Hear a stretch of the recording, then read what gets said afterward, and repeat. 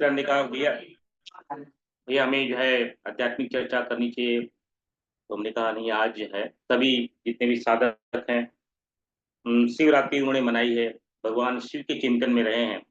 हम लोग सदा ही बोलते रहते हैं।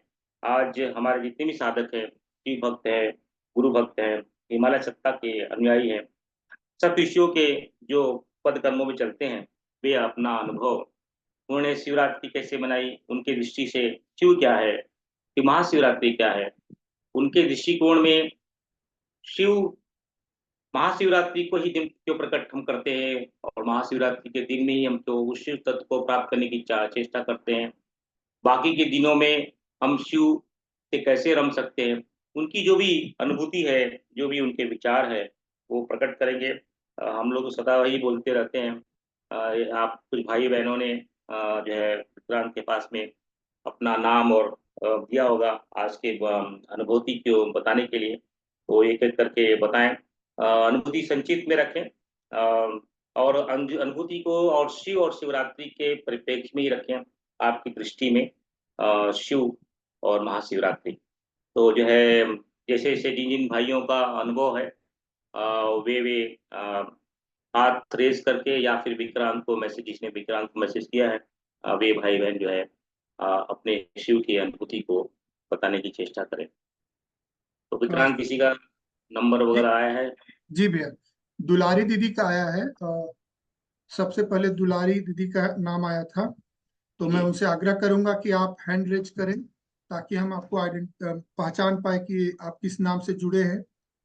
दुलारी कौशिक दीदी, एमपी भोपाल से, आप हैंड रेज करें तो हम आपको अनम्यूट कर देंगे और आप अपना अनुभव साझा कर पाएंगे।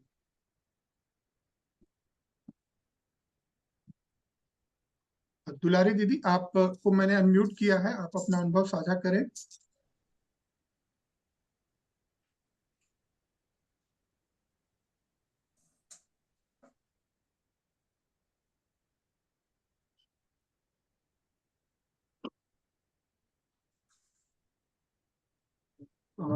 दुलारी दीदी, आप सुन पा रही हैं ना?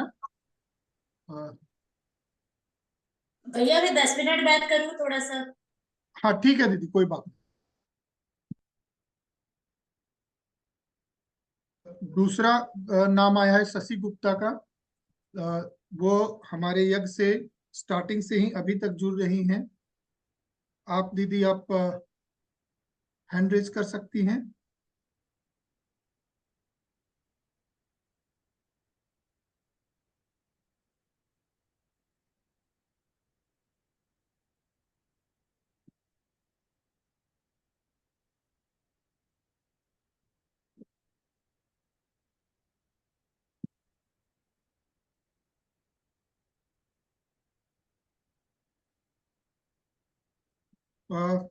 तीसरा नाम था अनिल शर्मा भाई साहब का। भैया, आप अनम्यूट करके बोल सकते हैं।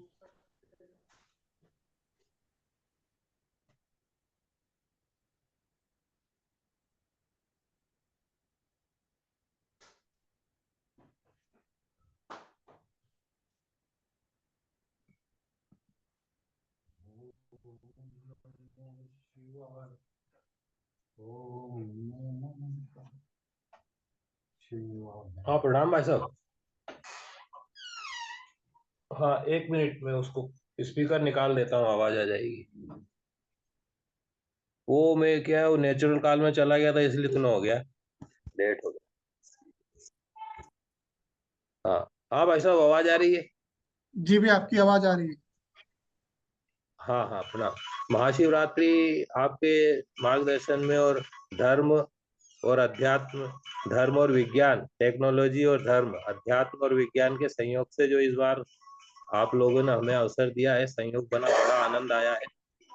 अनुभूति आंतरिक तो मैं बोल नहीं पा रहा हूँ, उसके शब्द नहीं है मेरे पास, अनुभव ही कर सकता हूँ उस चीज को। वो आप समझ जाएं, आप भी बड़े साधक हैं, बड़ा आनंद आया है। और ये जो विज्ञान और टेक्नोलॉजी और अध्यात्म के रूप में आपने इस बार इतना अवसर बाकी हमने किया है, आपने जो विधि बताई चारों पहर में, रात में 6 से 9, 9 से 12, 12 से 3, 3 से 6 पूरा किया है। शिवलिंग एक ही जो हमारे पास छोटा था उसी पे किया है, अलग से पार्थिव नहीं बनाया है। और उसके साथ एक सुपारी रख दी थी, सुपारी का हम विसर्जन कर देंगे उसके रूप में। और बाकी उपवास व्रत जो आपने बना है उस हिसाब से अगले दिन फिर विक्रांत जी के उसमें महामृत्युंजय मंत्र का जो मॉर्निंग में हुआ है वो भी किया, उसके बाद अखंड वाला भी उसमें 1 घंटे का आधे घंटे का जितना अवसर मिला वो किया। शाम को अभी पूर्णा आरती करवा दी आपने, तो अब जाके वो महाशिवरात्रि का उपवास खत्म हुआ है हमारा। बाकी बड़ा आनंद आया है, अनुभूति तो भाई साहब मैं नहीं बता पा रहा हूँ आपको बाकी बड़ा आनंद आया, बहुत बहुत धन्यवाद बहुत बहुत धन्यवाद। जी। प्रणाम।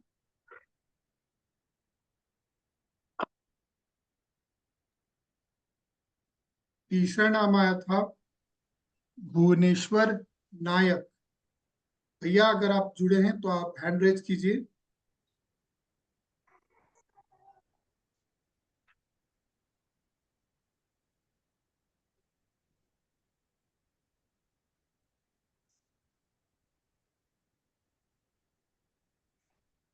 चौथा नाम था जिस भी साधकों ने विक्रांत के पास में नाम दिया है वे हैंड रेस कर लें ताकि आसानी हो कि वह पे जूम में है, अदरवाइज हमारा समय नष्ट होगा। और बाकी के कुछ लोगों ने भी हाँ हैंड रेस किए हैं, उन्हें भी आमंत्रण कर सकते हैं विक्रांत। जी भैया। सर्वप्रथम ये विभोर भैया ने नाम दिया था, तो विभोर भैया आप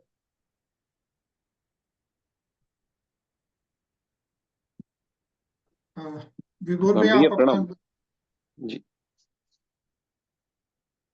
जी भैया प्रणाम। भैया अनुभव में एक्चुअली फर्स्ट टाइम ही किया था, तो आपने जैसे बताए थे 3 प्रहर के हिसाब से वैसा किया है, तो भगवान की कृपा से हो गया है।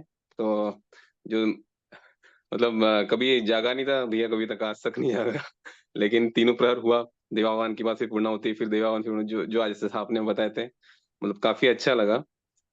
लेकिन भैया फिर एक प्रश्न थोड़ा उत्पन्न हुआ है, तो पूछ सकता हूँ? पूछो। जी।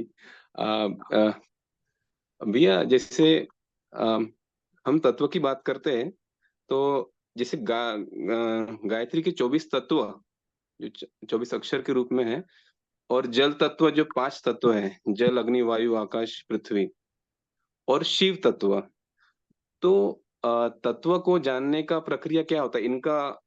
असेंडिंग ऑर्डर या डिसेंडिंग ऑर्डर में कैसा है, कौन पहले है कौन बाद में है, और उसको कैसे जाने?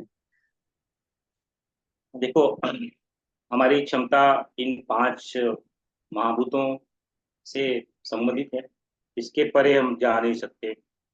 लेकिन जब ये शुद्ध हो जाते हैं, जब ये पवित्र हो जाते हैं, इसमें शुद्धिकरण हो जाता है।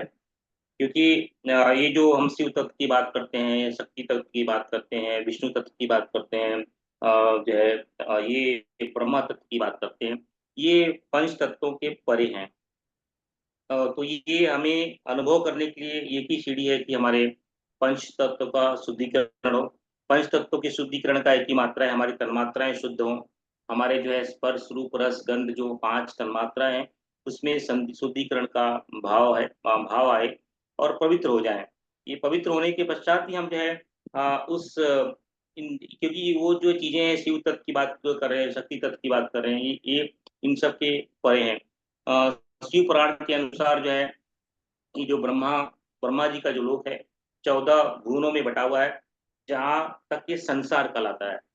ब्रह्मा जी के लोकों को ही हम संसार कहते हैं। संसार की एक परिभाषा है, तो जो भी प्राणी जीवात्मा इन 14 भुवनों में भ्रमण करता है वह उस भ्रमण की प्रक्रिया को संसार कहते हैं।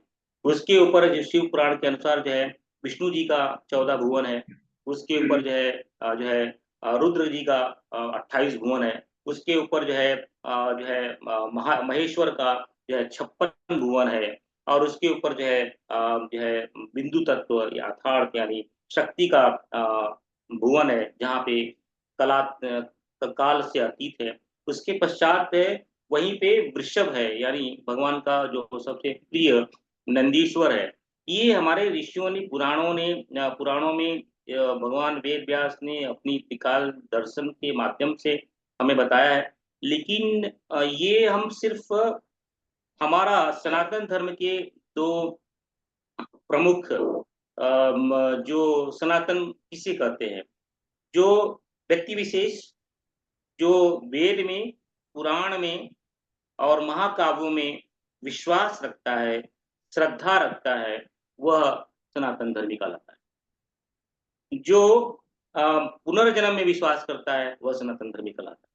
तो ये जो जो मूलभूत आधार हैं, जैसे कि अभी किसी दूर दराज स्थान पे अगर धुआं निकल रहा है, हम उसे क्या बोलते हैं, अरे वहां पे अग्नि लगी होगी, उससे हम धुएं को प्रमाण मान करके अग्नि वहां पे आग लगी होगी ऐसा हम बताते हैं, सोचते हैं, समझते हैं। वैसे ही उस शिव तत्व को, रुद्र तत्व को, महेश्वर तत्व को, शक्ति तत्व को समझना जब इन पंच तत्वों के परे की बात है। लेकिन लेकिन हम हमारे जो गुरु हैं, हमारे जो ऋषि हैं, उन्होंने पुराणों में, वेदों में और महाकाव्यों में इसकी एक पृष्ठभूमि बनाई है। उस पे विश्वास रख करके ही हम आगे बढ़ सकते हैं। तो पहला कदम हमारा ये होना चाहिए कि हम जो है अपने आप के, हमारे गुरुओं ने, हमारे हिमालय संस्था ने अलग अलग अनुष्ठान, जप, पर्व, त्योहार बनाए। आज हम शिवरात्रि का त्योहार मना रहे हैं, शिव तत्व की चर्चा कर रहे हैं। आगे जाकर के हम होली तत्व की चर्चा करेंगे, वसंत तत्व की चर्चा करेंगे, आगे जाकर के हम राम तत्व की चर्चा करेंगे, उसके आगे जाकर के हम कृष्ण तत्व की चर्चा करेंगे, आगे जाकर के दुर्गा तत्व की चर्चा करेंगे। ये लोगों को उसकी श्रद्धा और आस्था बनाने के लिए, वास्तव में ये सभी किए, आप कृष्ण बोल लो, राम बोल लो, शिव बोल लो, दुर्गा बोल लो, वास्तव में ये सभी किए, लेकिन प्रत्येक माह में आप देखोगे एक एक तत्व की हम पूजा करते हैं, एक ऋषि या एक पर अवतारी सत्ता, ताकि हमारे अंदर अलग अलग जो तन्मात्राएं हैं, जो पंचभूत हैं, उनका शुद्धिकरण। इस पूरे महीने में हमने शिव से एकाकार होने की चेष्टा करी। आगे महीने में है जो है नरसिंह भगवान के हम है एकाकार होने की चेष्टा करेंगे। तो फिर आगे जो है हमारा जो है नवरात्रि आएगी, उससे दुर्गा शक्ति से जो है। तो कहने का तात्पर्य कि इन पर्वों, त्योहारों, अनुष्ठानों इत्यादि के माध्यम से हम उस चेतना से जुड़ने के लिए चेष्टा करते हैं, श्रद्धा पैदा करते हैं। हमारे प्रश्न का उत्तर ये है, हम अनुष्ठानों के माध्यम से, संयम के माध्यम से, जप योग, कर्म योग, तप योग के माध्यम से अपने आप को परिष्कृत करें। उसके पश्चात ये जो जितने भी तत्व हैं अपने आप खुल जाएंगे। बहुत अच्छा लगा। पहली बार जो है तुमने 4 पहर की साधना की। चौथा पहर ही बड़ा कठिन होता है। चौथे पहर में ही जो 3 से 6 बजे की साधना, रात भर जागरण किए हैं, तो 3 बजे 6 का जो साधना ही बड़ा कठिन होती है। उसमें 4 मंत्र उच्चारण करना पड़ता है, और बड़ी श्रद्धा के, जिस आवेग के साथ में, जिस फोर्स के साथ में हमने साधना शुरू की थी, वही आवेग साधना जो है चौथे प्रहर में भी कायम रहा। ये शिव की कृपा रही। ऐसे साधारण तौर पे जागना बड़ा कठिन होता है, लेकिन शिव तत्व, शक्ति तत्व, हमने क्या किया, जब किया और साथ में जो है महाशिव पुराण को पढ़े या फिर कुछ और तत्वों को जानकारी पढ़े, तो इससे फिर जो है महाशिवरात्रि में अमृत वर्षा होने की वजह से काफी लाभ सभी साधकों को मिला। जी भैया। भैया एक और था भैया प्रश्न। ये बोलो।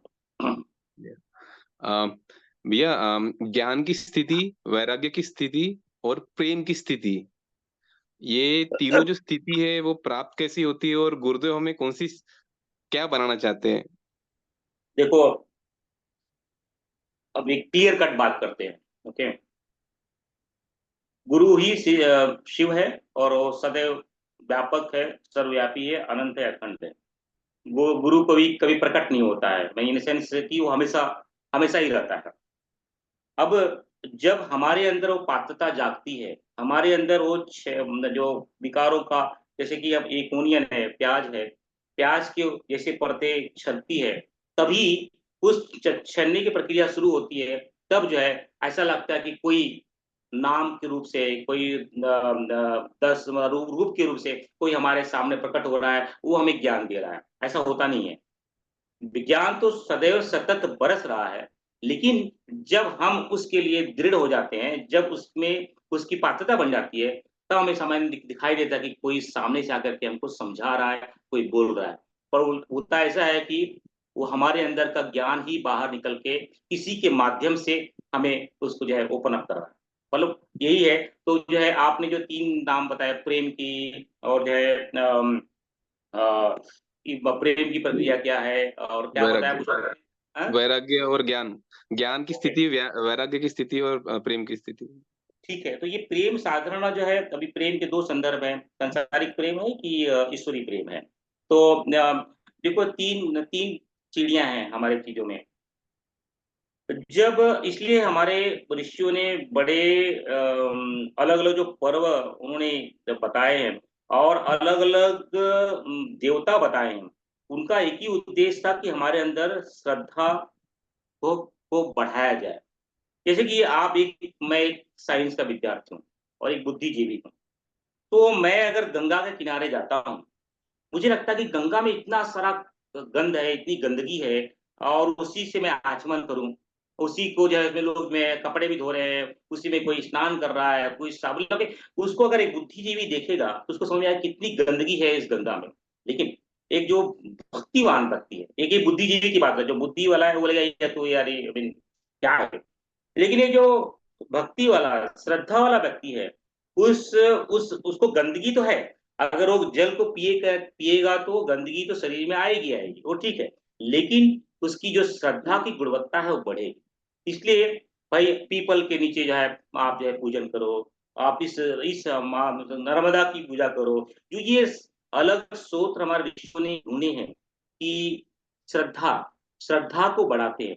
जब श्रद्धा और भक्ति बढ़ती है तब वैराग होता है। तो चलो आज एक सूत्र की चर्चा कर लेते हैं। सूत्र ऐसा है, जो कर्म से ही भोग मिलता है और कर्म से ही वैराग्य होता है। जब कर्म ही जो हम जीवन में गृहस्थ पैदा हुए हैं या संसार में आए हैं, कर्म ही सबका अधिभूत है, यानी कर्म सभी को करना है। लेकिन कर्म से भोग हो सकता है और कर्म से वैराग हो सकता है। अब जैसे कि अब इसका कैसे हो सकता है? अगर कर्म जो है धर्म संगत हो, पुराण संगत हो, वेद संगत हो, तो यह कर्म जो है हमें आस्ते-आस्ते वैराग की तरफ लेके जाता है। जैसे कि हम जो है किसी कंपनी में काम कर रहे हैं, किसी बिज़नेसमैन को चला रहे हैं, लेकिन हमारे दिनचर्या में जो भी बिज़नेस कर रहे हैं, जो भी कार्य कर रहे हैं, उसमें धर्म के माध्यम से जो धर्म ने रूल बताए हैं कि इस रूल को फ़ॉलो करना है, इस रूल को नहीं करना है। तो जैसे कि सत्य बोलना है, पापाचार नहीं करना है, ईर्ष्या नहीं करना है। इनके माध्यम से अगर हम बिज़नेस करते हैं, इनके माध्यम से हम जो है अगर जो है अपना नौकरी करते हैं, जो भी करते हैं, तो उस कर्म के जो साथ में जो संतति, संपत्ति, पशु इत्यादि जो आते हैं, वह आस्ते-आस्ते हमें वैराग की तरफ लेके जाते हैं। लेकिन अगर यही कर्म हमारे धर्म संगत ना हो, वेदों पे आश्रित ना हो, पुराणों पे आश्रित ना हो, तो क्या होगा? यह हमें जो भी संतति, पशु जो है संपत्ति प्राप्त होगी, उसमें भोग भोग की भावना रहेगी, हम उसको भोगते जाएँगे। तो जो है कर्म ही दिशा निर्धारित करता है कि हम भोग की तरफ जाएँ और कि वैराग की तरफ जा रहे हैं। अगर कर्म धर्म संगत हो, तो हम जो है वैराग की तरफ जाते हैं, कर्म को भोगते-भोगते, संतति संपत्ति को भोगते-भोगते हम जो है वैराग की तरफ जाते हैं। और अगर कर्म जो है धर्म संगत ना हो, तो जो है हम भोग की तरफ जाते हैं और भोग तो जन्म मृत्यु के चक्कर में फँसाता है। और वैराग की अगली सीढ़ी ही ज्ञान है। यानी जब कर्म में धर्म संगत होगा, तो आस्ते-आस्ते जो संतति होगी, संपत्ति होगी और जो पशु इत्यादि जो धन-दौलत मिलेंगे, उसके अंदर भक्ति जागृत होगी और भक्ति से वैराग होगा और वैराग से जो है हम ज्ञान की तरफ जाएँ। वैराग आने के पश्चात ही ज्ञान होता है, लेकिन वैराग के पूर्ण हमें भक्ति और उपासना होती है, यानी भक्ति उपासना किसकी होती है? धर्म की, ईश्वर की। यानी ईश्वर से भक्ति और उपासना के पश्चात ही हमें वैराग उत्पन्न होता है। वैराग के बाद जब वैराग प्रगाढ़ स्थिति में आता है, तभी जो है हम जो है ज्ञान की तरफ बढ़ते हैं। लेकिन ये प्रक्रिया है। इस प्रक्रिया में हम सब, इन प्रक्रियाओं में ये क्या है कि ज्यादा शब्दों में उलझे नहीं, उद्देश्य रखिए। हम जो है गुरु सूत्र, ब्रह्म सूत्र, जो हिमालय सूत्र, ऋषि सूत्र ने बताए उसका पालन करें। जो अलग अलग अनुष्ठान और पर्व आ रहे हैं उसको समझ करके अपने जीवन में उतारें, क्योंकि हम सब गृहस्थ हैं और कलयुग में हैं। नाना प्रकार के भ्रांतियां, नाना प्रकार के चीजें चली हुई है, लेकिन जो मेन सूत्र को पकड़ के, अभी देखो कोई पूछेगा अभी रात भर शिव में जाग करके आपने क्या पाया? हमने कुछ पाया नहीं, लेकिन हमने एक अपने जीवन में एक पद्धति लेके आई, और एटलीस्ट साल में हम एक बार बैठ करके शिव पुराण के कुछ पतना जो है वो समझने की चेष्टा की। स्लोली स्लोली हमने समझा शिव क्या है, शक्ति क्या है, वृषभ क्या है, शिवलिंग क्या है, इसको जानने की चेष्टा की। ये चेष्टा आगे हमें बहुत तक लेके जाएगी। तो शिवरात्रि का यही फल हुआ कि हमने उसको एक कदम आगे बढ़ाया। ठीक। जी भैया, तस्मै श्री गुरुवे नमः। तस्मै श्री गुरुवे नमः।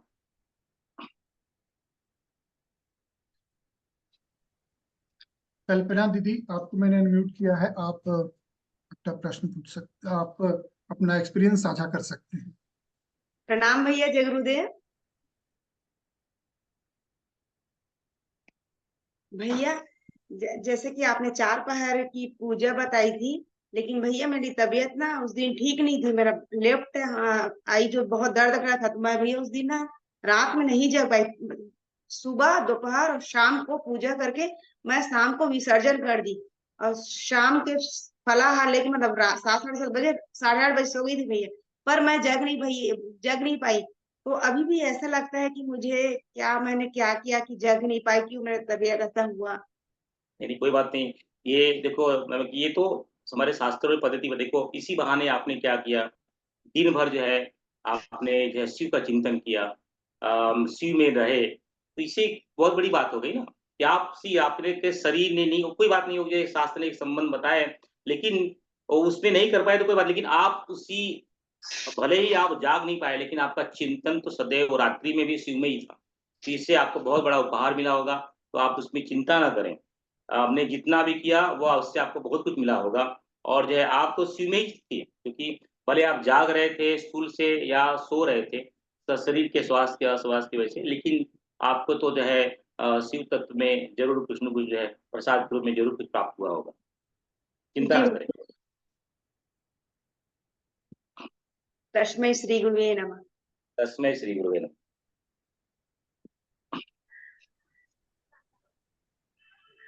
मनोरंजन भैया, आप अपना प्रश्न पूछ सकते हैं। सॉरी, आप अपना एक्सपीरियंस शेयर कर सकते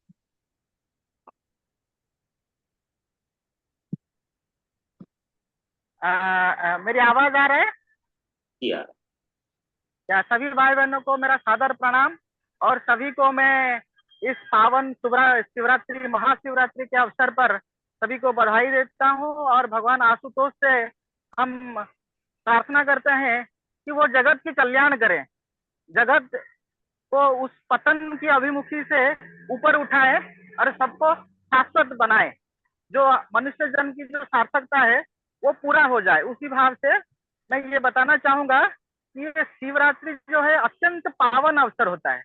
अगर मनुष्य जन्म में अगर हम शिवरात्रि में जागरण ना करें, हम शिव की आराधना ना करें, तो हमारा मनुष्य जन्म एकदम वृथा हो सकता है, उसका कोई मूल्यांकन हो ही नहीं सकता। इसीलिए ये बहुत सुअवसर है, और जो जागृत आत्माएं हैं वो अवश्य शिव की पूजा करनी चाहिए उनको।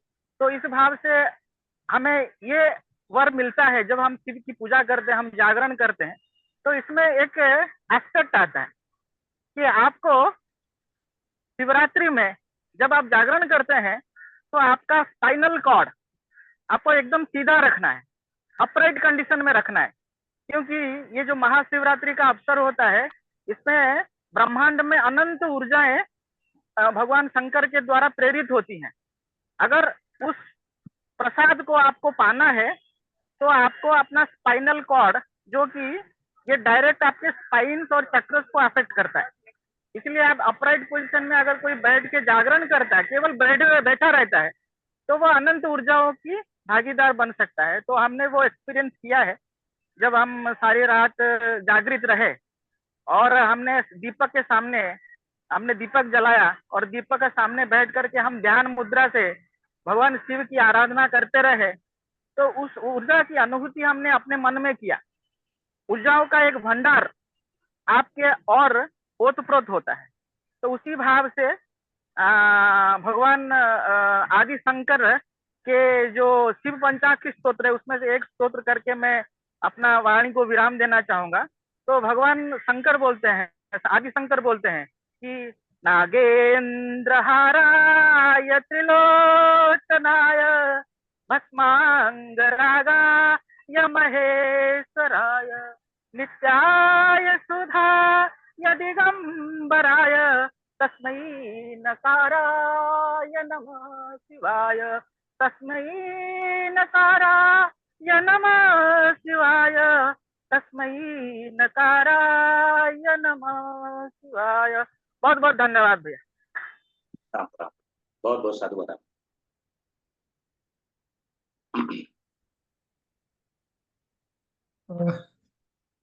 सुधा दीदी, आप अपना जो भी एक्सपीरियंस है उसको साझा कर सकते हैं।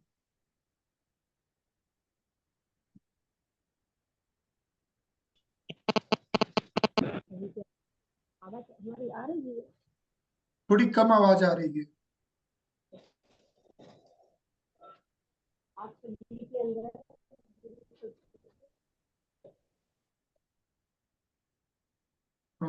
दीदी, आपका आवाज बहुत कम आ रहा है, सुन नहीं पा रहे।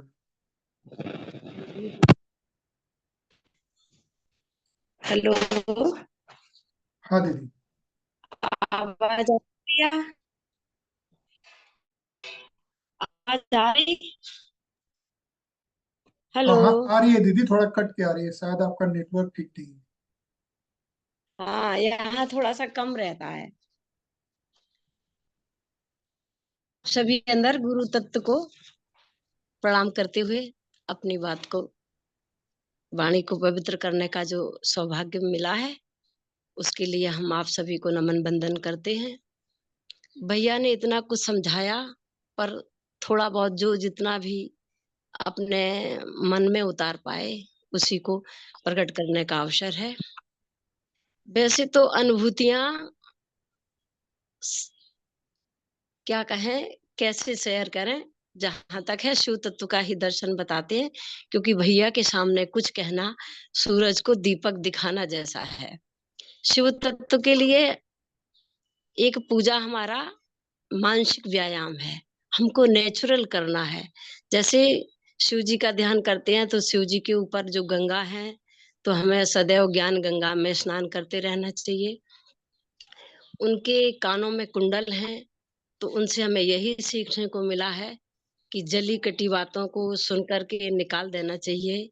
उनके गले में सर्प है, सर्प से हमें यही सीखने को मिला है कुछ जो व्यक्ति विषैले तत्व हो, विषैले भाषा बोलते हो, कटी जली बात करते हो, उनको भी गले से लगा के रखना चाहिए, क्योंकि यदि हम उनको छोड़ देंगे तो संसार में विष ही फैलेगा।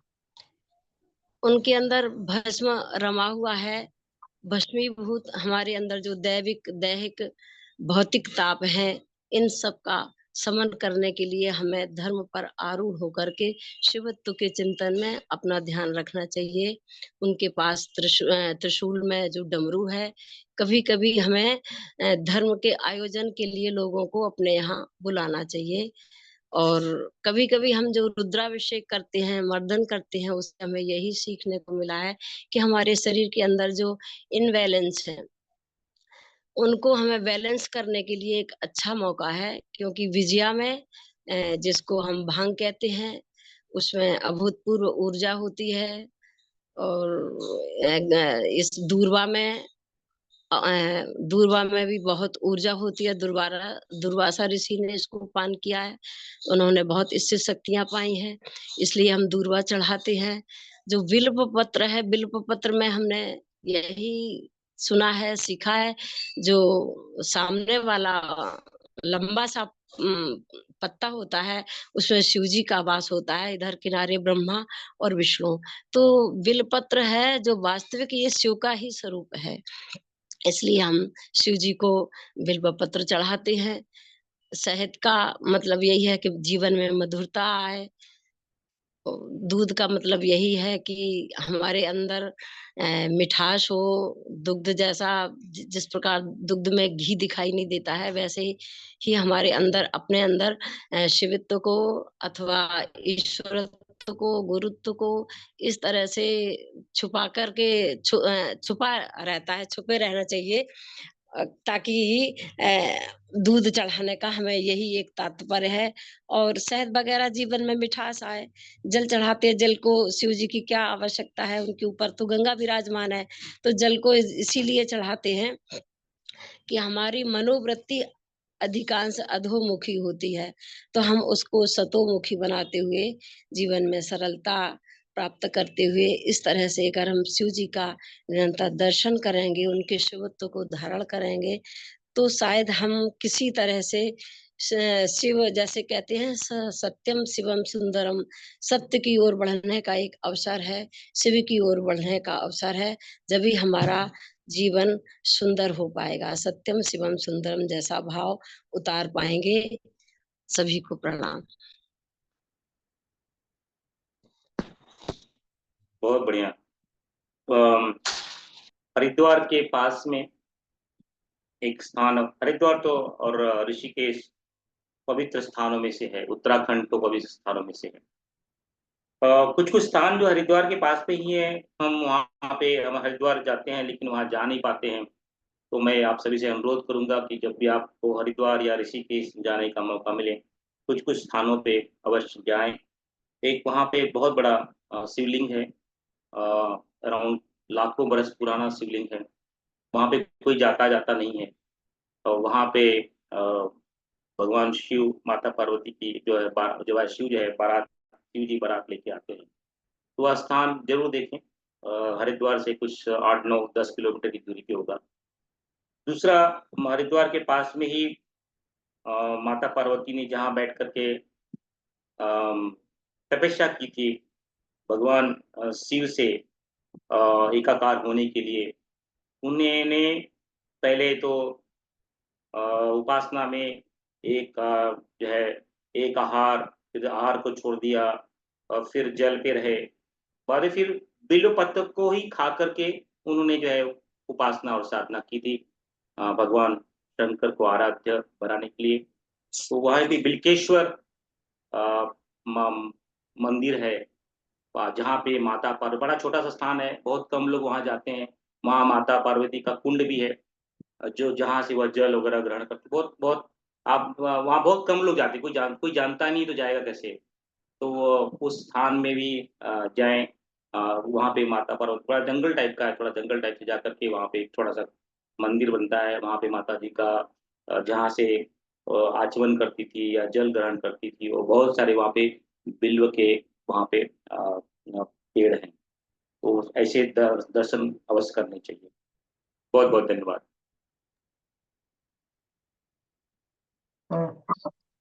साधना दीदी ने अपना एक्सपीरियंस शेयर करने के लिए चैट में बोला था। साधना दीदी, आपको अनम्यूट किया गया है, आप अपना एक्सपीरियंस शेयर कीजिए।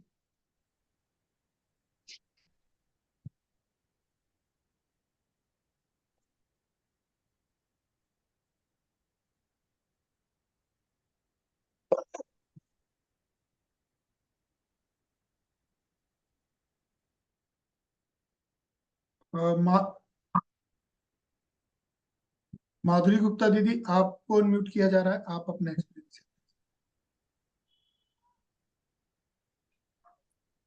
हाँ भैया ओम। दीदी, आपकी आवाज थोड़ा कम आ रही है। हाँ ओम भैया। हाँ भैया, आपसे मिल नहीं पाए, आवाज आ रही मेरी? हाँ जी दीदी। हाँ भैया, अश्वमेध यज्ञ में आप लोगों से मिल नहीं पाए और फिर उसके हम लोग वहीं पर रुके थे। उसके बाद अभी बसंत ये शिवरात्रि में पूजा तो हमने मानसिक पूजा की, क्योंकि हम बेटी के यहाँ यहीं अभी मुंबई में ही रुके हुए हैं। मानसिक पूजा करी, लेकिन पता नहीं आज सुबह क्या हुआ, मुझे ऐसे लगा जैसे सिर में किसी ने ऐसे हाथ करके मुझे जगाया सुबह, और बस उठ गए हम। समझ में नहीं आता ऐसी कैसे अनुभूतियां होती हैं, और कोई नहीं था मेरे पास में। ये क्या है? तो देखिए दीदी, ऐसा है कि जीवन में कोई चमत्कार नहीं है। जो चीजें हमारे आयामों से परे हमें लगता है चमत्कार हो गया, वैसे यथार्थ में कोई चमत्कार नहीं है। हमारे इर्द गिर्द सदैव बहुत सारे लोग रहते हैं। वो हो सके मैं हमें दिखाई नहीं देते हैं, वो बात अलग है, वो हमें सुनाई नहीं देते, वो बात अलग है, लेकिन सदैव हमारे इर्द गिर्द बहुत सारे लोग रहते हैं। और जो है कभी कभी कुछ कुछ पूर्व जन्म के संस्कार की वजह से उनके स्पर्श, उनकी आवाज, उनका रूप दिखाई दे देता है, लेकिन सदैव हमारे इर्द गिर्द बहुत लोग रहते हैं।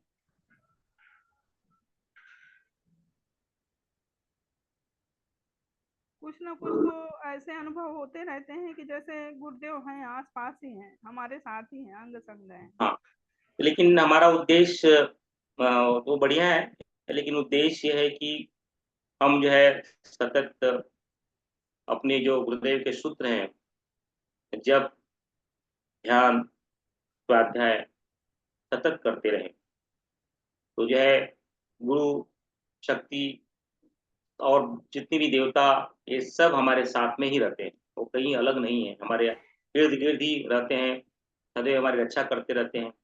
जैसे जैसे हमारी ध्यान साधना और जब बढ़ेगी, जो है वो आ, और हमें मार्गदर्शन करते हैं, लेकिन ज्यादा इन बातों में ना पड़े। अधिक से अधिक अपना फोकस सिर्फ जब ध्यान स्वाध्याय संयम में रखें। हाँ भैया, गुरुदेव तो हमेशा साथ रहते हैं और रक्षा करते हैं। गुरुदेव ने तो मेरी मरी हुई बेटी जिंदा कर दी। जी जी जी, वो तो है ही है।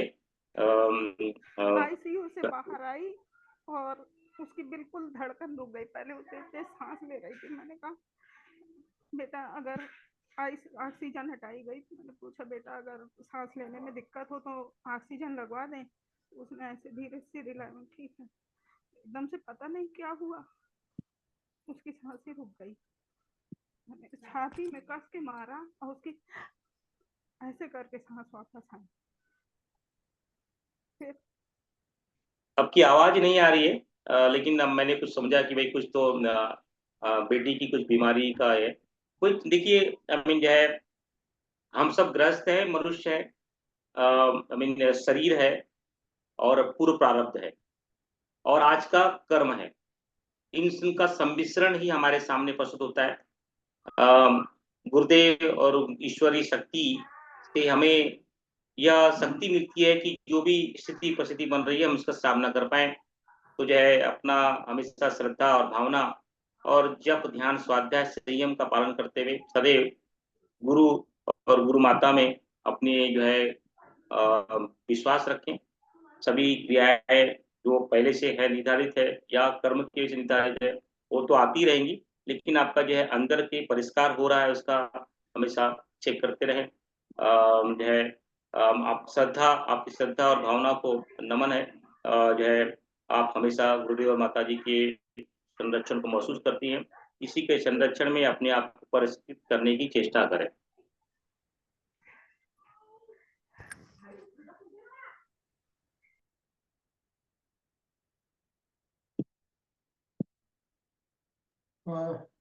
माया सक्सेना आंटी, माता जी हम लोगों से काफी दिनों से जुड़ी हुई हैं और साधना में रत रहती हैं। माता जी आपको अनम्यूट किया गया है, आप अनम्यूट करके अपना एक्सपीरियंस बताइए, आपकी जो भी शिवरात्रि के का अनुभव रहा है।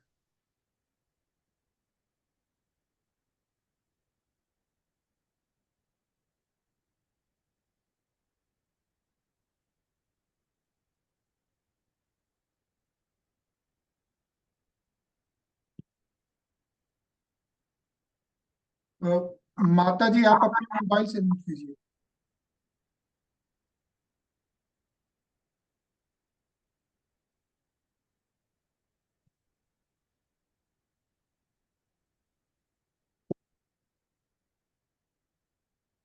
आप अपने मोबाइल से अनम्यूट कीजिए, आवाज नहीं आ रही है आपकी, आपकी आवाज नहीं आ रही है, आप अनम्यूट कीजिए।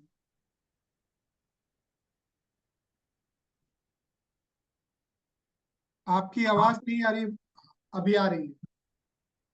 हेलो। हाँ हाँ माता जी आवाज आ रही है।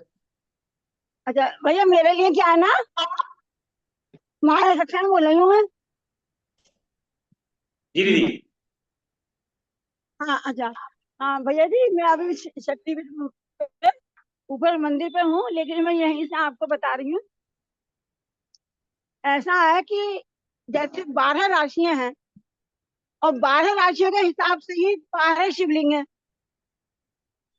तो हर राशि के नाम से अलग अलग शिवलिंग है। जैसे मैं अपने को उदाहरण देती हूँ कि मेरा नाम माया है बोलता हुआ, लेकिन जन्म का नाम जो है वो वृक्ष है, वृक्ष राशि है। तो वृक्ष राशि से उन्होंने बताया है कि भगवान शिव का ओम नमः शिवाय का जप करें। तो ऐसी हर किसी राशि पे अलग अलग बताया है कौन सा जप करना है। तो ये मैंने आजमाया है, मुझे अनुभूति भी हुई है, और बहुत सालों से मैं ओम नमः शिवाय का जप करती चली आ रही हूँ। उससे क्या होता है कि हमारा ज्ञान, भक्ति और हमारी साधना सफल हो जाती है। और जब हम सोते हैं रात को या दिन में भी लेट जाते हैं, तो भगवान शंकर का ही मूर्ति और सारे ये प्रवचन हमें दिखाई देते हैं कि हमें भगवान शंकर का जप कर रहे हैं, हम उनके पास बैठे हुए हैं। और इसके अतिरिक्त गुरुदेव भी साथ में होते हैं, गुरुदेव का भी हम गायत्री मंत्र का जप कर रहे हैं।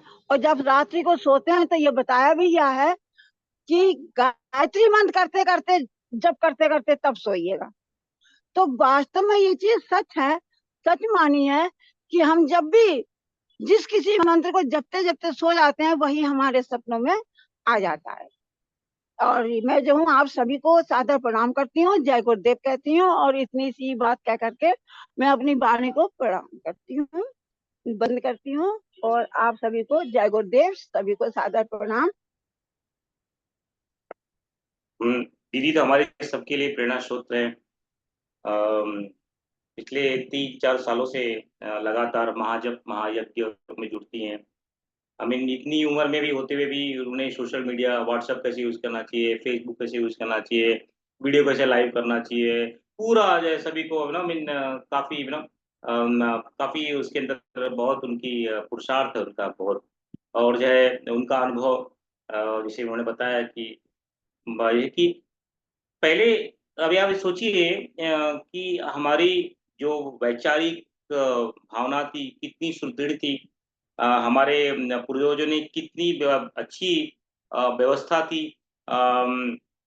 कि उन्होंने भले ही हमारे पूर्वज पहले पुराण नहीं पढ़ते थे, वेद नहीं पढ़ते थे, बहुत सारी चीजें नहीं मालूम होती थी, लेकिन दादा के माध्यम से, दादी के माध्यम से, नाना के माध्यम से, नानी के माध्यम से ये पर्व करना है, ऐसे करना है, इस राशि में करना है, इस समय करना है, इस श्लोक को बोलना है, इत्यादि इत्यादि बचपन से ही ये यज्ञ करना है। हाँ, भोजन बनाने के पहले जो है अपने कुल देवी के लिए, अपने इष्ट देव के लिए भोजन निकालना है। एक खुराक जो है गौ माता के लिए देना है, एक खुराक जो है अपना रक्षा करता है कुत्ते को देना है। इस दिन पीपल के नीचे बैठ करके जो है खाना बनाना है। इस दिन जो है तुलसी माता के नीचे बैठ करके भोजन बनाना है। ये इत्यादि जो पद्धति बनाई है, ये कितनी वेद के संगत है या और जो है पुराण के संगत। वैसे ही माता जी ने बताया कि 12 शिवलिंग जो है 12 राशियों, ये पुराणों में लिखित है।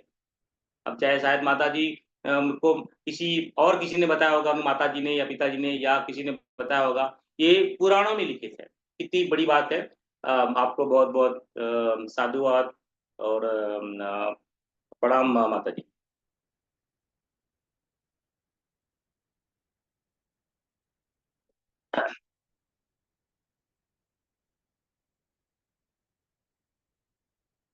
रुक्मिणी का एक्सपीरियंस लेने से पहले भैया आपके लिए एक आग्रह है, प्रश्न मतलब आग्रह है नीना मन्नू भाई नायक दीदी का। वो शिवलिंग का वो स्थान जानना चाहती हैं जो हरिद्वार में, जहाँ लाखों साल पहले से है। अच्छा अच्छा, वो मुझे स्थल का गूगल मैप नाम। ढूंढ, हाँ गूगल मैप से मैं ढूंढ के भेज दूंगा ग्रुप में, या तुमको भेज दूंगा। जी भैया। जी। रुक्मिन दीदी आप अपना प्रश्न मतलब अपना एक्सपीरियंस शेयर कर सकते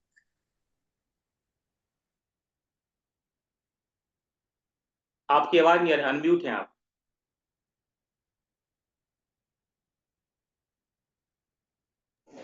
हाँ। या जय गुरुदेव, प्रणाम जी। मेरा पहले तो आप सबको कोटि कोटि धन्यवाद मार्गदर्शन करने के लिए, हम जैसे नए जो साधक हैं उनके लिए। और दूसरा ये कि शिवरात्रि में जैसे हमने साधना की, रात्रि का साधना होता है, लेकिन नवरात्रि जो अपन गायत्री परिवार के साधना करते हैं तो उसमें रात्रि की जगह दिन को इम्पोर्टेंस दिया जाता है, जबकि नाम में ही ये इंक्लूड है कि ये रात्रि की साधना होनी चाहिए। तो ब्रह्म मुहूर्त जरूर शामिल होता है, नो डाउट उसमें। फिर भी एक डाउट है कि सारी रात्रियों में नवरात्रि का अपने यहाँ दिन में साधना होती है बजाय रात के, तो वो हाँ कुछ हाँ, हम ठीक क्या ठीक। करें, हम तो करते ही हैं दिन में एंड सेटिस्फाइड ऑल्सो, बट फिर भी एक क्वेश्चन है, क्लियर हो जाए तो। ठीक है, तो प्रश्न आपकी अनुभूति बता दीजिए, या अगर अनुभूति हो गई तो मैं आपके प्रश्न का उत्तर दे दूंगा। स्वागत में अभी बहुत आनंद आ रहा है, बस यही है। और उससे काफी मतलब भौतिक जीवन में भी ऐसा लगता है कि साधना तो एक हर इंडियन का एक पार्ट होना चाहिए, जिससे कि वो जीवन जीने की कला का ही एक पार्ट कह लो इसे। बहुत अच्छा लगा, मैं इससे बच्चों को भी मैं गाइड करती हूँ कि साधना का कुछ ना कुछ पार्ट आपके डेली जीवन का एक अंग होना चाहिए।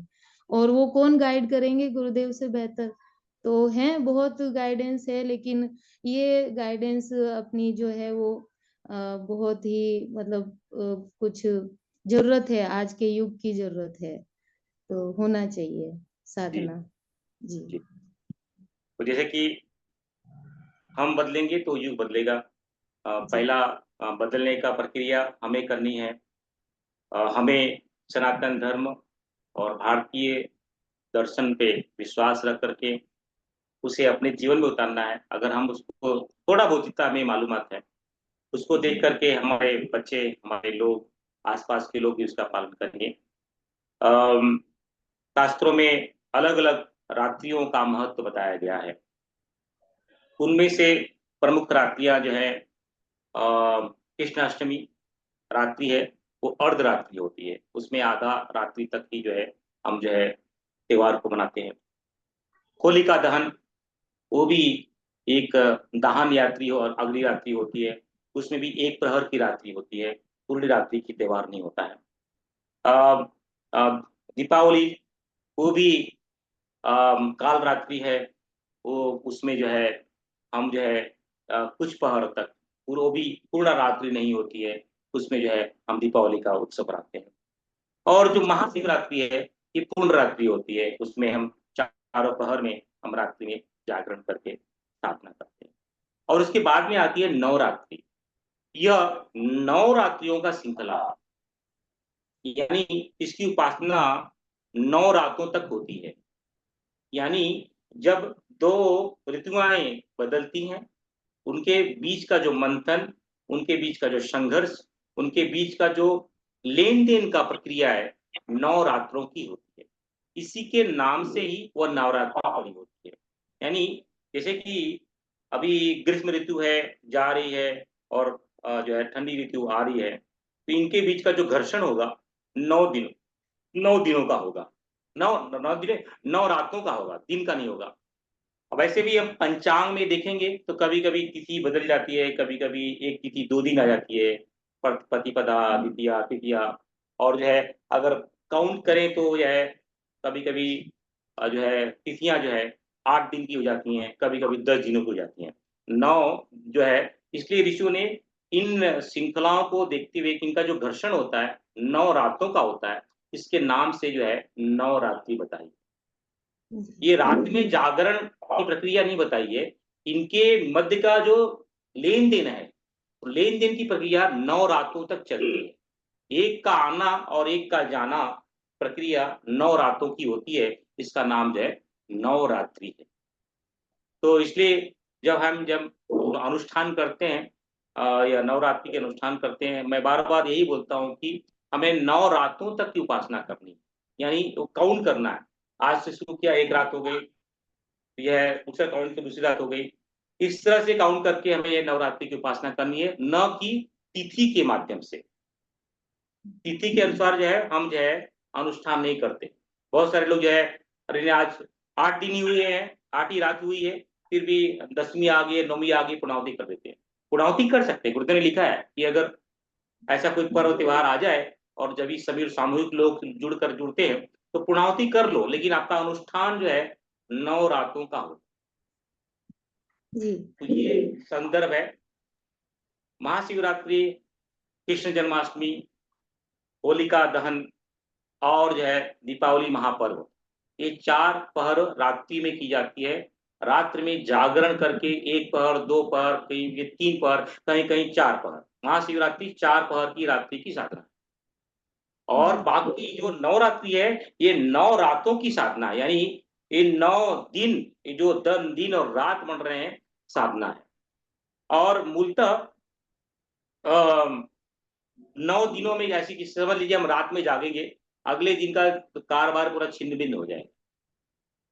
तो ये ब्रह्मपुत्र से लेकर के हम जो है संध्या वंदना तक जो है साधना करते हैं। चिंतन, हमारा भाव, अनुष्ठान, संयम रहता है और रात में भी वो साधना, हम भले ही सोए रहें फिर भी साधना चलती रहती है। तो ये साधना जो है पूर्ण रूप से नवरात्रि, ये 9 रात्रों के बनाए काउंट के हिसाब से, गिनती के हिसाब से 9 रात्रियों की साधना। आशा है आपके प्रश्न का उत्तर मिला होगा। जी, मुझे एक हल्का सा डाउट फिर भी है कि उसमें भी काफी इंसिस्ट करते हैं कई विद्वान जन की उसमें निश्चित काल, महानिश्चित काल करते हैं क्योंकि हम ये नहीं जी, हम करते हैं। आप सही बोले हैं कि ये जी, भी पुराणों में लिखा गया है कि हम भगवान कृष्ण स्वयं जो है आते हैं, 9 रात्रों तक रासलीला करते हैं। जी, तो लेकिन 10 रात जो है वृंदावन या कोई भी उनका पूरा भारत भूमि ही उनका लिए वृंदावन है। तो जो है इसलिए जो है बहुत सारे संत, महात्मा, गृहस्थ, ऋषि सभी जो है जागरण करते हैं। लेकिन ये सब व्यवस्था कहाँ हो सकती है?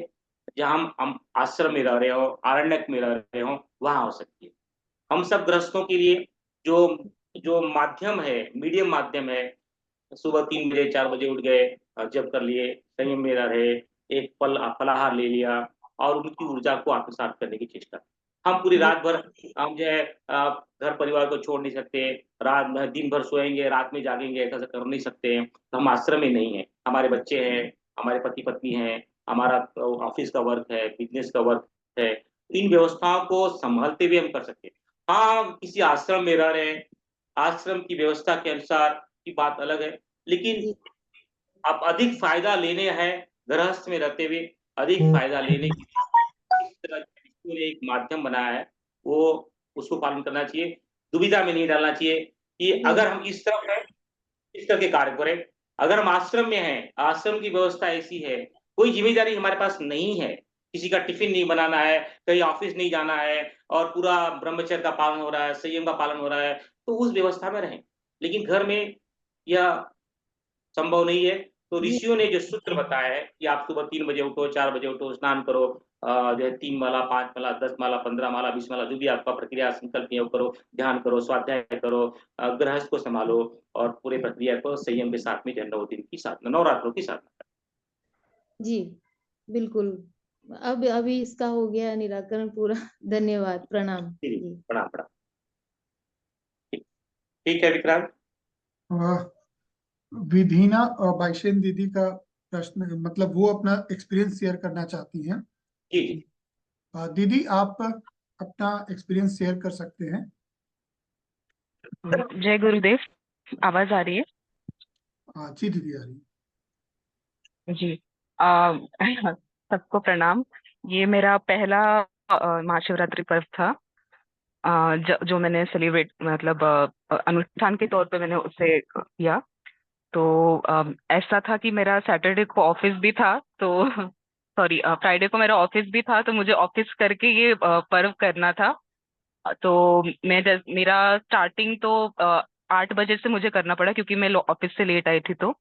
तो ठीक है, गुरुदेव का नाम लेके जितना हो सके मन में किया। मैं पीजी में रहती हूँ, तो हम लोग 9 लड़कियां रहते हैं। तो आप समझ सकते हैं कि वो एकांत तो नहीं मिला मुझे, बट वही है, जितना मन से मैंने करने की कोशिश की। जैसे भैया ने बताया था कि आपको पहले पहले प्रहर में शुरुआत करनी है और फिर बाद में प्रहर खत्म होते हुए पूर्णाहुति करनी है। लगा तो नहीं था होगा पर शुरुआत की, और अच्छी रही शुरुआत। बस ऐसा था कि जब भी मैं जप कर रही थी, मुझे थोड़ा आवेग आ रहा था, पता नहीं क्यों, मतलब बहुत आवेग में हो रहे थे मेरे जप। बस सतत एकदम एक अलग ही तरह का आवेग था। चिड़चिड़ाहट भी नहीं बोलूंगी, पर बस एक अनुभव था वो। और फिर दूसरा प्रहर जब शुरू हुआ, तो वो वहां पे भी शुरुआत की और पूर्णाहुति की। अ, तीसरे प्रहर में थोड़ा वो आवेग का जो भावना थी वो कम हुई, शिथिलता शिथिलता आई बहुत, और बहुत अच्छे से हुआ तीसरा तीसरा प्रहर। लेकिन मैं 3 बजे सो गई, पता नहीं, बहुत ज्यादा थकी हुई थी, एग्जॉस्टेड थी। तो सो गई, तो सीधे 4 बजे उठी, तो मेरा खंडित हो गया। लेकिन ठीक है, फिर से गुरुदेव का नाम लेके मैंने शुरुआत की। जितना करवाएंगे गुरुदेव, मैंने सोचा मन में उतना करेंगे। और करते करते फिर चौथा प्रहर खत्म किया, और अखंड जप में भी अपने तरफ से जितना कर सकी मैंने किया।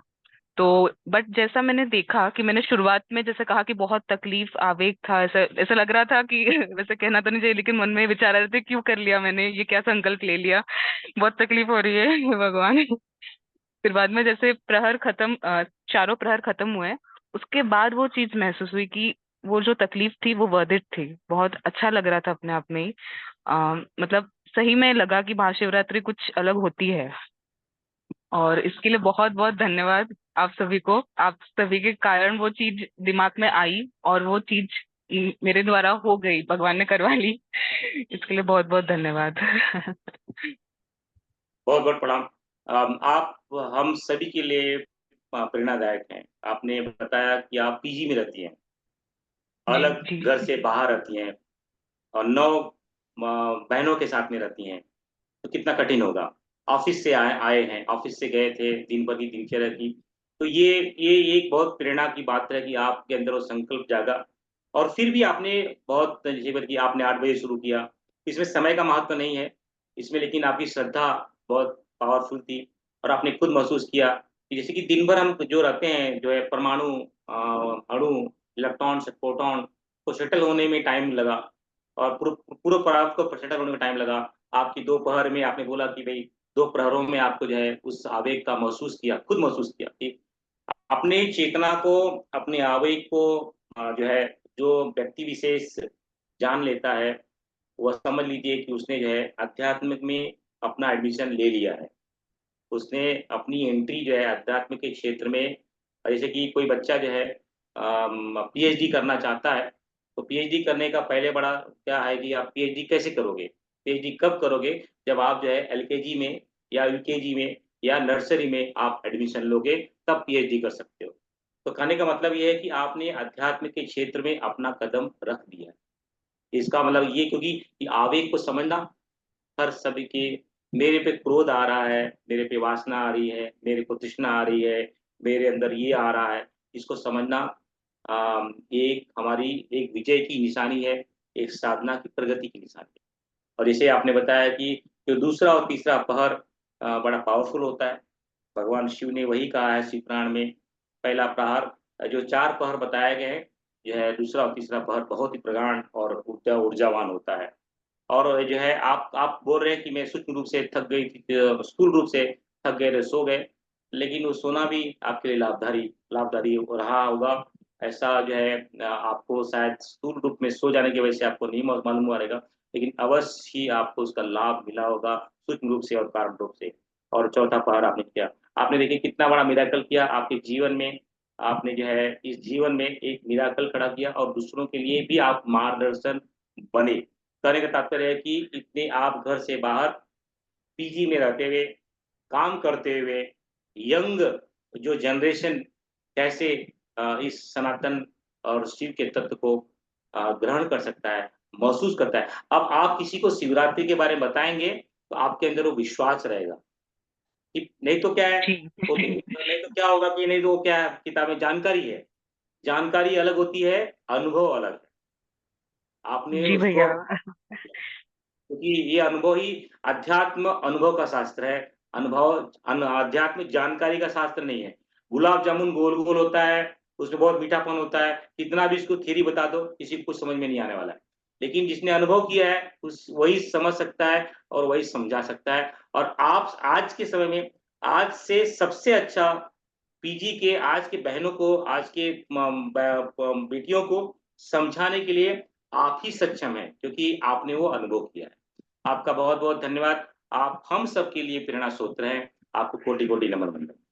आपको भी भैया, आपके कारण ये सफल हुआ। नहीं, जितना नहीं। पॉजिटिवली आप ये चीजें समझाते हैं, वो चीज ऐसा लगता है कि हम कर सकते हैं, भले ही जैसे भी टूटी फूटी बट कर सकते हैं। इसलिए बहुत बहुत धन्यवाद। नहीं, नहीं, ये क्या है, धन्यवाद तो आप, धन्यवाद के पात्र आप सब लोग ही हैं। ये तो क्या है कि जैसे जिसके अंदर जो रहता है वही प्रकट होता है। जिसके अंदर जो है वो समय आ गया कि प्रकट होता है। लेकिन आज के परिप्रेक्ष्य में स्थूल भाव से आप सभी के लिए प्रेरणा स्रोत है। अगर आप इसको वीडियो बना के देना चाहेंगे तो विक्रांत जो है लोगों को फॉरवर्ड कर देगा, क्योंकि ये बहुत महत्वपूर्ण है। आपने जिस तरह से बताया कि पीजी में रहते हैं, किस कठिनाइयों केवल कठिनाई नहीं, आज की परिस्थिति कठिनाई नहीं, परिस्थिति। आज की परिस्थिति में भी आप अपना, और आपने सही अनुभव बताया कि मैं 3 बजे सो गई, आवेग आया। तो ये बहुत निश्चल और क्लियर कट अनुभव है। इससे बहुत लोगों को प्रेरणा मिलेगी। बहुत-बहुत धन्यवाद पुनः आपका।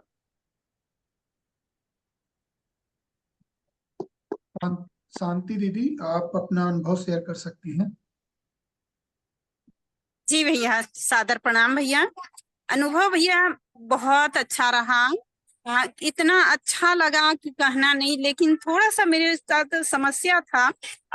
थोड़ा मैं असमंजस में थी, क्या करूं कैसे करूं। ये समस्या समाधान के तहत मेरा वो चीज है। भैया जी से मैं पूछना चाहती हूँ। भैया जी, मैं मुंबई से आई, मुंबई से आने के बाद जो है दूसरे दिन ये 26 तारीख को जो है मेरे यहाँ वो चीज जो है, हमारे दादाजी थे एक्सपायर कर गए। तो फिर मैं अब जो है उस स्थिति में, चूंकि मेरा 40 दिन का अनुष्ठान चल रहा है, तो फिर मैं क्या करूं कैसे करूं। फिर हरिद्वार फोन लगाई भैया जी से, तो बोले दीदी आप जैसे जहाँ रह रहे हैं, अगर वहां कोई घटना इस टाइप से नहीं हुआ है, मतलब बाहर दूर में हुआ है, तो आप अपना अनुष्ठान को जो है जारी रखिए कहे। तो फिर वही अभी तक मेरा वही चल रहा है। उसके बाद उनका 6 दिन 7 दिन हुआ तो एक चाचा जी थे, गुजर गए। इसके चलते जो है मैं उस टाइप से तो नहीं कर पाई जैसा मेरे को करना चाहिए था, पर मानसिक जो जैसा वहां से जो चल रहा था उसमें करी थी।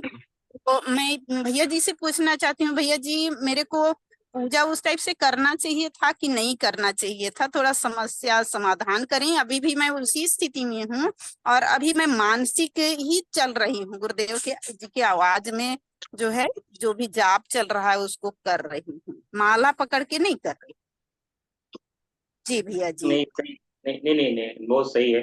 जैसे कि जो हमारे यहाँ पे सूतक बताया गया है, जी सूतक में 2 भाग होते हैं। एक जो है स्थूल भाग होता है और एक सूक्ष्म भाग होता है। स्थूल भाग में जैसे कि हमारे आसपास में कोई रहता है,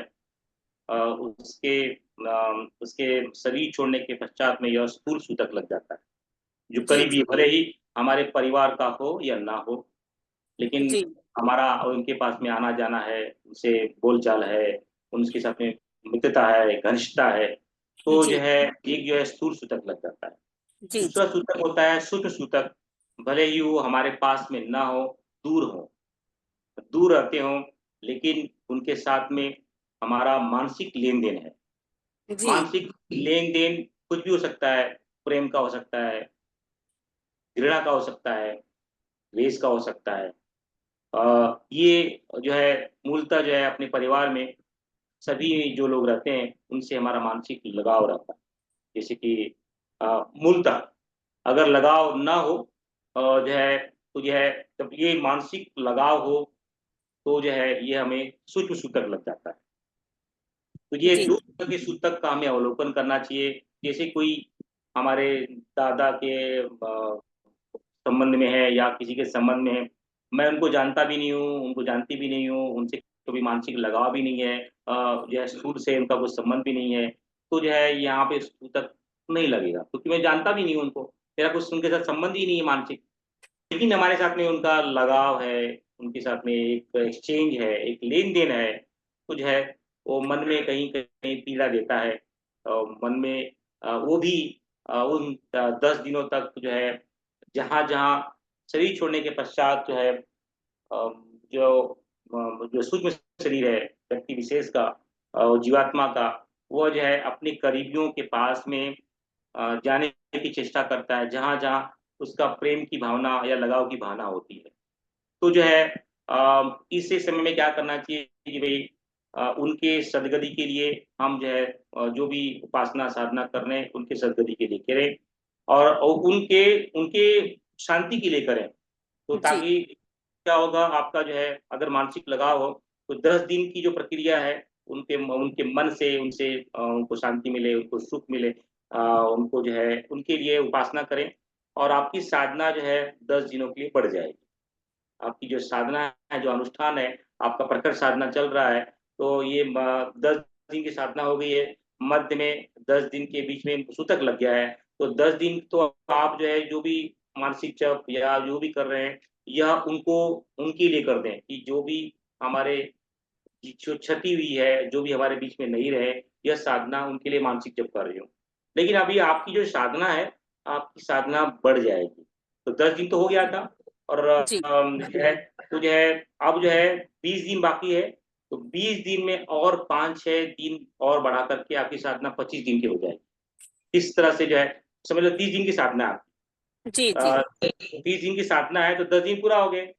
10 दिन जी खंडित हो गए, 10 दिन तो उस व्यक्ति विशेष के लिए आपने साधना की, तो आपको 20 दिन की साधना और करनी है, तो 20 की जगह आप 25 की दिन की साधना करें, क्योंकि साधना में निरंतरता न आने की वजह से उसको 4-5 दिन क्योंकि मन को स्थिर होने में भी समय लगेगा, तो 4-5 दिन आपको स्थिरता के लिए और 20 दिन की जो बाकी की जो संकल्प है उसके लिए आपको साधना अनुष्ठान करना। जी लेकिन भैया जी आपने जो किया बहुत अच्छा किया, आपको जी बहुत-बहुत साधुवाद। आपने मानसिक जप को कंटिन्यू रखा, ये मानसिक जप जो है उन व्यक्ति विशेषों के लिए रख दें, ताकि जो है उनको लाभ मिले। जो आपका जो लेन-देन रहा, उनके साथ में जो है उससे उनको आनंद मिले, इसलिए जप की जो 10 दिन की मानसिक जो साधना थी, उन व्यक्ति विशेषों के लिए आप जो करें, तो बहुत बढ़िया रहेगा। जी भैया जी धन्यवाद। भैया जी वो दीपक जो है जल रहा है, तो भैया जी से वहां से पूछी तो दीपक को जला ही रखी हूँ। जी, ठीक, बहुत बढ़िया, बहुत बढ़िया। दीपक तो ज्योति का परमात्मा का परम ज्योति का प्रतीक है, तो कोई बात नहीं है, जो जल रहा है उसे चलाओ, उसको उसको अखंड ही रखिए। जी जी धन्यवाद भैया अखंड जी। अखंड रख सकते हैं तो तस्मै श्री गुरुवे नमः। तस्मै श्री गुरुवे नमः। अनिल भैया, आप कुछ साझा करना चाहते थे?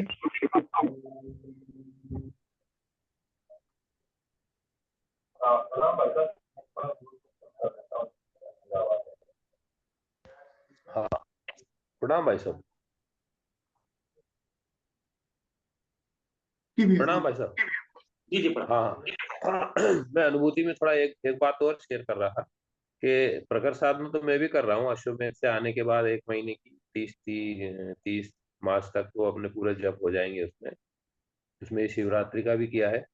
तो ये शिवरात्रि के आगे पीछे जो उसके बाद है, उसके बाद अभी भी एक एनर्जी का अनुभव हो रहा है। एनर्जी का मतलब थकान नहीं आ रही है और ना ही नींद आ रही है।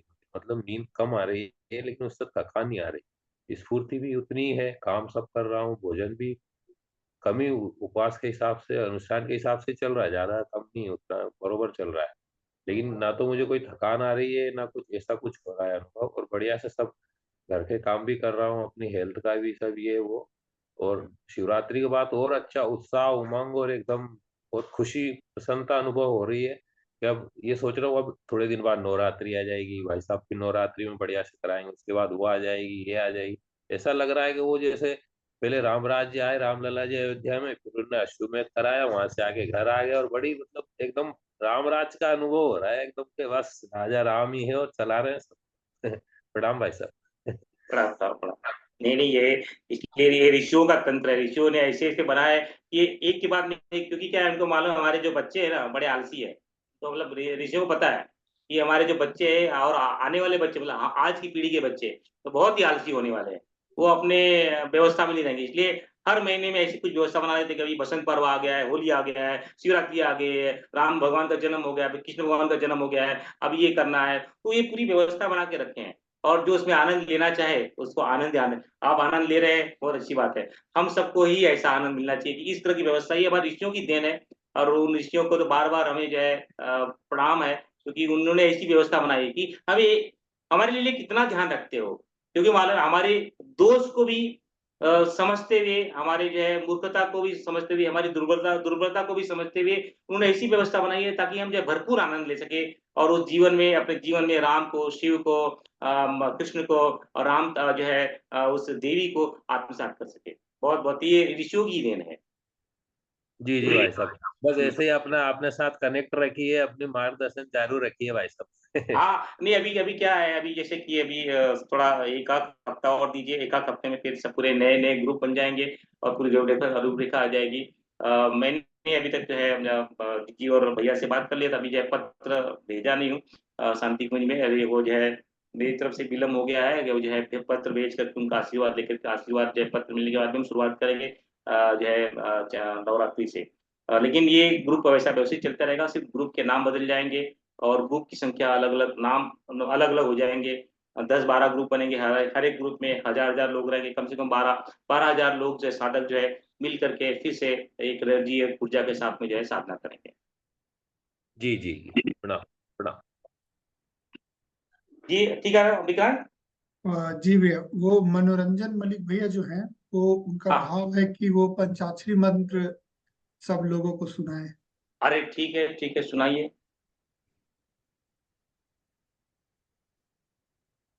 मनोरंजन भैया आप सुना सकते हैं।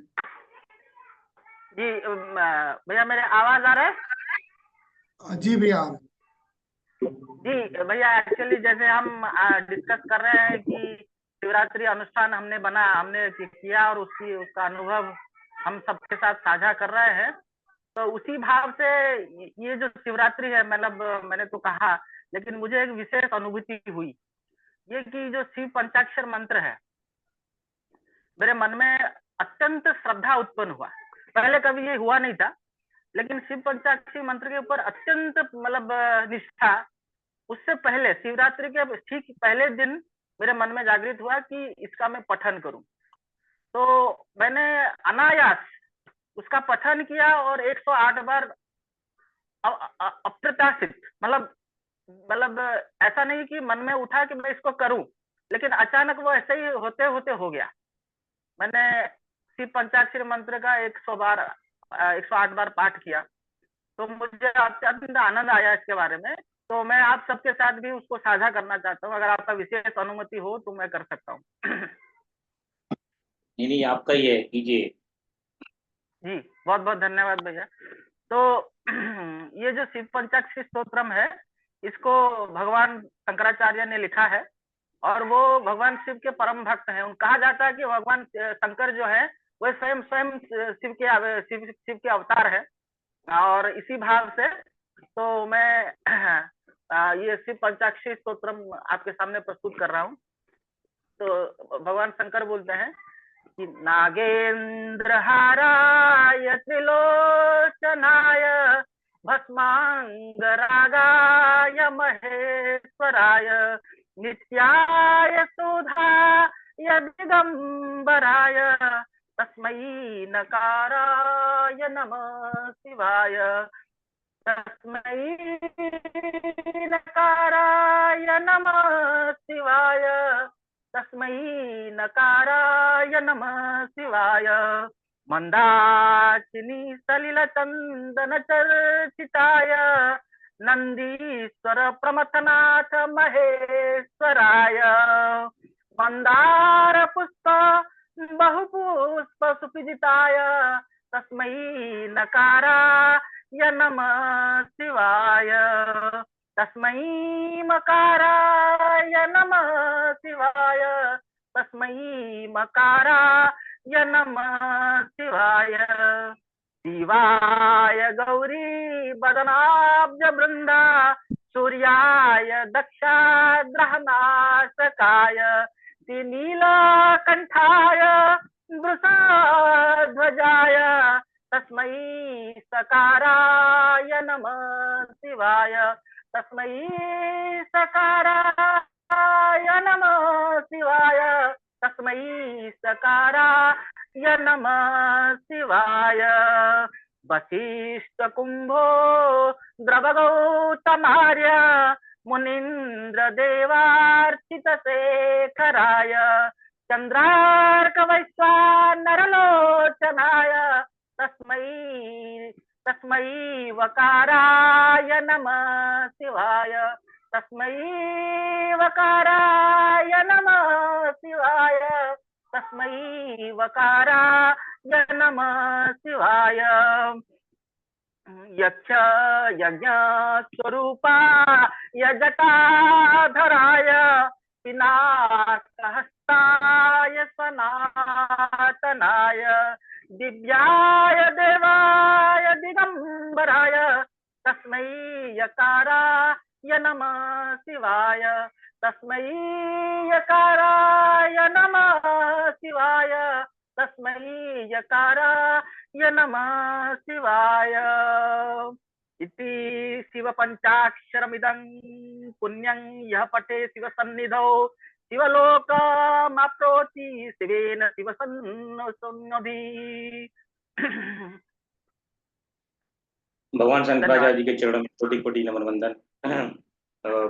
पुराणों के वेदों के जो सार के स्वरूप में ओम नमः शिवाय का महत्व क्या है, न म ट व य एक एक अक्षर की व्याख्या भगवान शंकराचार्य ने की है, जो पुराणों में कही गई है, उसी को सूत्र के माध्यम से भगवान शंकराचार्य जी ने लिपिबद्ध किया है। जैसे सभी जानते हैं शंकरम शंकराचार्य, ये शंकर ही शंकराचार्य जी। किसी भाई बहन का और किसी का है कुछ अनुभव? जी भैया, ये संजू भदौरिया दीदी हैं, वो अपना हाँ एक्सपीरियंस शेयर करना चाहते जी। हैं।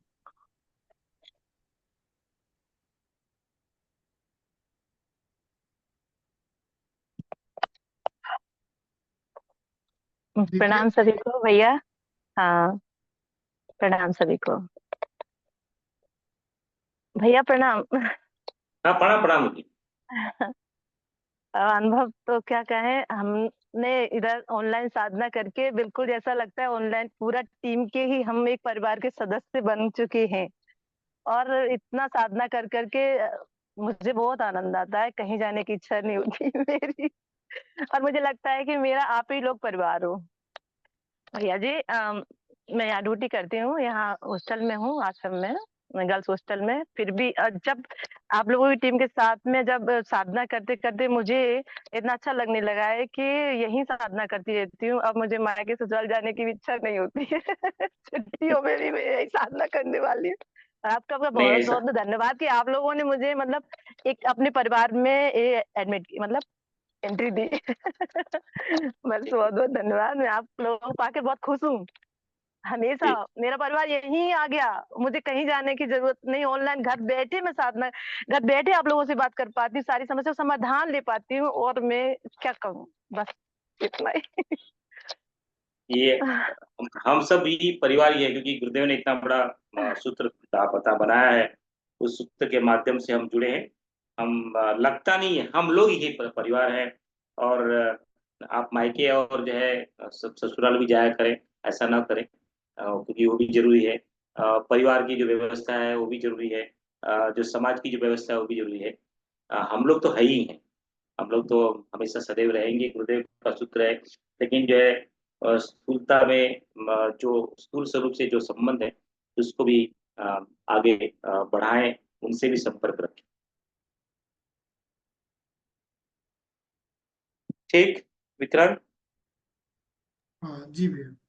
बहुत बहुत बढ़िया है। सो आनंद है आप सभी को सुनकर के अच्छा लगा, क्योंकि कि आप लोगों के बहुत अनुभव है। अभी किसी भाई बहनों के कुछ अनुभव नहीं है। अभी विक्रांत ने जो है बहुत सारे साधकों ने जो वहाँ पे आए थे अश्वमेध में, बहुत सारे साधकों की वीडियो रिकॉर्ड किए हैं। अब जो है आगे से हर एक सप्ताह में एक दो वीडियो हम लोग रिलीज कर देंगे, ताकि जो है उस अनुभव को हम सुन सकें। और आज का भी अगर किसी का शिव और महाशिवरात्रि का अनुभव कुछ हो, उसको भी 1-2 मिनट में रिकॉर्ड करके जो है सही अनुभव जा रहा हो उसमें, जिस तरह से एकदम जो आपको जो महसूस हुआ है, जो लोगों के लिए प्रेरणा बने, जो लोगों की जो है ऊर्जावान जो है एक मार्गदर्शन बने, और खुद के लिए भी वो जो है वो वीडियो रिकॉर्ड करके विकलांग के पास भेज सकते हैं। और फिर जो है हम उसे सोशल मीडिया पे प्रेरणा के रूप में लोगों को बता सकें और भेज सकें। ठीक है विक्रांत, तो इसी को यहीं पे रोकते हैं। जी भैया, शांति पाठ। हम सब में शिव चेतना का जागरण हो, हम सब जो है शिव के मार्ग पे अग्रसर हों। यह महाशिवरात्रि एक दिन की साधना नहीं थी, तो ये तो हमारे जीवन में एक आगाज था। जो आगाज हुआ है उसके माध्यम से हम जो है अपने जीवन को संयमित करें, आगे बढ़ाएं। यही उस शिव नारायण के रूप में जो व्यवस्थित हैं उनके चरणों में प्रार्थना रहेगी। आइए हम सब मिल करके उस ऋषि चेतना, हिमालय चेतना, अवतारी चेतना के चरणों में प्रार्थना करते हैं।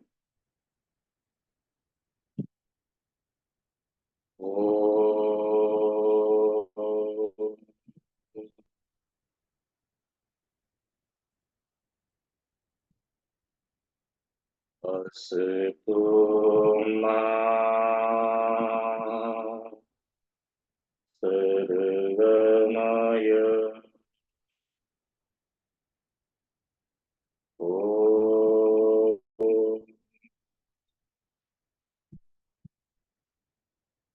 तं सोमा ज्योतिर्मय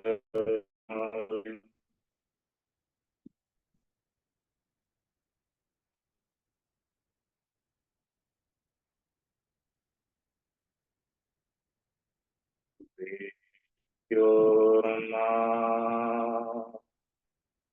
अमृतं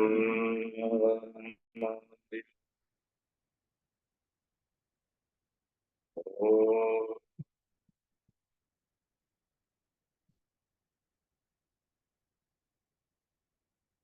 शान्ति शान्ति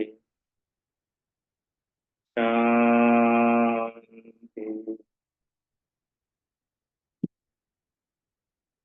ॐ पूर्णमदः पूर्णमिदः पूर्णात् पूर्णमुदच्यते पूर्णस्य पूर्णमादाय पूर्णमेवावशिष्यते।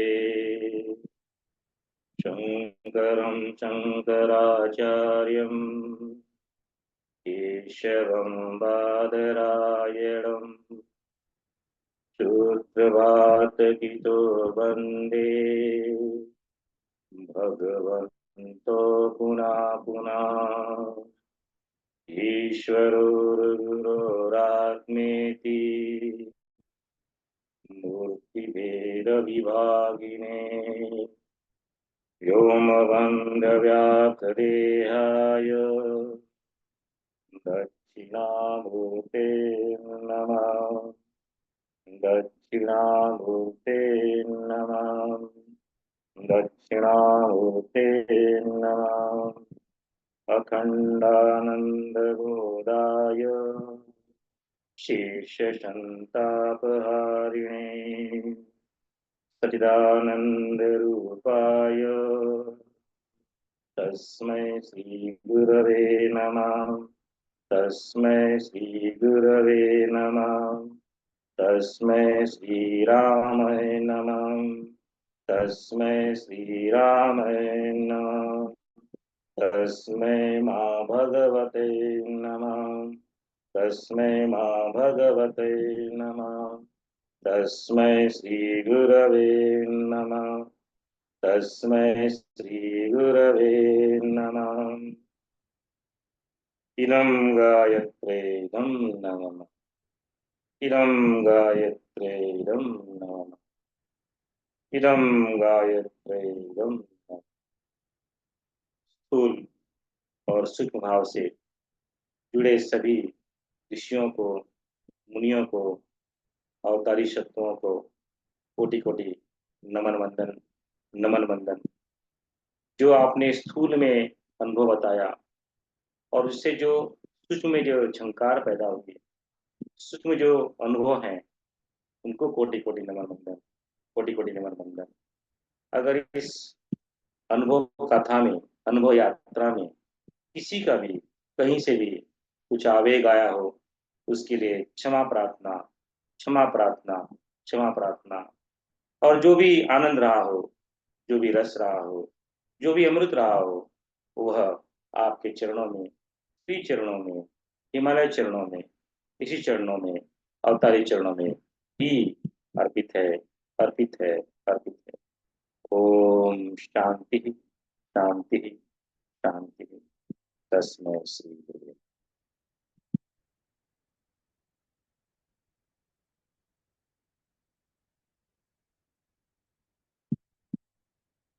आप सभी लोग अपने आप को म्यूट करके गुरुदेव का जय घोष कर सकते हैं, गायत्री माता का जय घोष कर सकते हैं। तस्मै श्री गुरुवे नमः।